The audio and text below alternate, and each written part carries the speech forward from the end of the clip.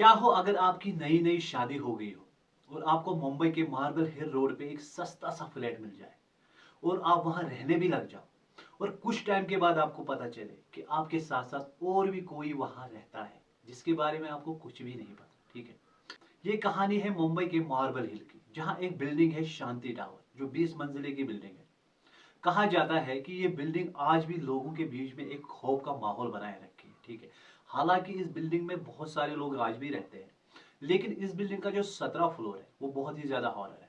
कहा जाता है कि इस मंजिल पे रात में किसी लड़की के चीखने की आवाजें सुनाई देती है और कुछ लोग बिना वजह इस बिल्डिंग की बालकनी से कूद भी चुके हैं आज तक। ठीक है, तो कहानी की शुरुआत होती है एक नए कपल से जिनकी नई नई शादी हो गई होती है, मीरा और रजत।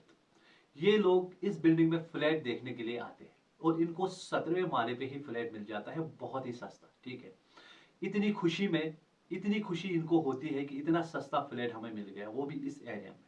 तो वो बिना कुछ सोचे समझे तुरंत से उस फ्लैट में शिफ्ट कर जाते हैं। ठीक है, पहली रात तो सब कुछ नॉर्मल होता है। दूसरी रात जैसे ही मीरा सो जाती है तो रात के 12 बजे उसको लगता है कि बालकनी में कोई चल के जा रहा है। तो वो उठ के देखने लगती है। तो जैसे ही वो देखने जाती है तो एक ठंडी हवा वहां से आ जाती है, तो उसको लगता है कि शायद हवा है, बाकी कुछ नहीं है। ठीक है, तो दूसरे दिन भी सब कुछ नॉर्मल हो जाता है।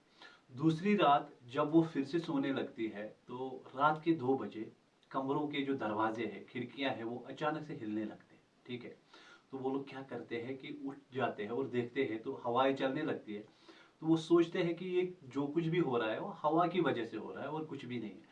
तो वो लोग दरवाजे खिड़कियां फिर से बंद कर देते हैं। जैसे वो दरवाजे खिड़कियां बंद कर देते हैं तो एक आवाज आती है कि मुझे यहाँ से निकालो। वो लोग इस बात को भी इग्नोर कर देते हैं कि ये कुछ नहीं है, वहम है, शायद हमारा वहम ही है और कुछ भी नहीं है, फिर से सो जाते हैं।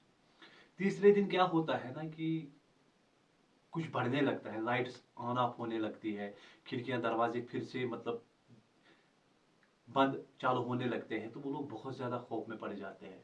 तो वो लोग क्या करते हैं, अगले दिन मीरा काम करती है वहां की एक पुरानी किराएदार, एक बूढ़ी औरत होती है, तो उससे बात करती है, उसको सब कुछ बता देती है कि हमारे फ्लैट में क्या क्या होता है रात में। बूढ़ी औरत उसको बताती है कि आज तक इस फ्लैट में जो भी रहने के लिए आया वो या तो पागल हो गया या तो उसने आत्महत्या कर ली। ठीक है, और मैं तुमको भी मशवरा देती हूँ कि जितना जल्दी हो सके इस फ्लैट को छोड़ के यहाँ से चले जाओ। वो उसको बताती है कि 1995 में एक लड़की यहाँ पे रहती थी जिसने इसी फ्लैट से बालकनी से कूद के आत्महत्या की। तब से लेके आज तक रात में उसी लड़की की आवाजें सुनाई देती है। ठीक है, और वो कहती है कि जैसा मैंने किया सब लोग वैसा ही करें, जैसे मैं मर गई सब लोग वैसे ही मरे। मीरा वहां से चली जाती है और इन बातों को इग्नोर करती है, ये सब अफवाह वफवाह है और कुछ भी नहीं है। ठीक है, तो वो लोग फिर से इस फ्लैट में रहने लग जाते हैं। तो एक दिन क्या होता है, मीरा का जो पति है रजित, वो बालकनी में बैठा होता है।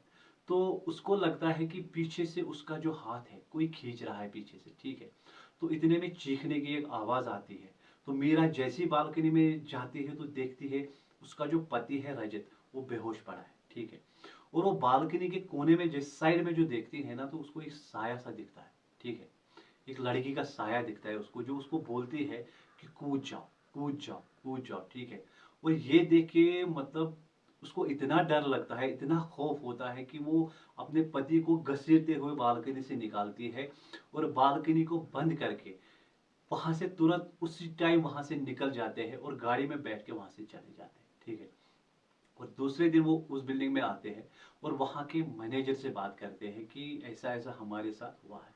तो मैनेजर उनको पूरी सच्चाई बताता है कि इस फ्लोर पे कोई भी रहने के लिए नहीं आता। ठीक है, अच्छा हुआ कि आपने बहुत जल्दी इस फ्लोर को छोड़ दिया। ये कहानी से हमें सीख मिलती है ना कि कोई भी चीज हमें सस्ती मिल जाए ना तो जल्दी भरोसा बिल्कुल भी नहीं करना चाहिए। ठीक है, ऐसा ना हो कि जो रजित और मीरा के साथ हो वो आपके साथ भी हो। ठीक है, कभी भी कुछ भी लेने से पहले एक बार जरूर देख लें। ठीक है, ऐसा अंधा विश्वास कभी भी ना करें। उस टाइम से लेके आज तक उन दोनों ने उस बिल्डिंग की तरफ मुड़ के भी नहीं देखा। ठीक है, ये थी मुंबई की एक हॉरर स्टोरी। ठीक है, ऐसी ही स्टोरीज देखने के लिए हमारी चैनल को सब्सक्राइब करके जरूर जाना और वीडियो को शेयर और लाइक करके जरूर जाना। ठीक है, बाकी गुड बाय।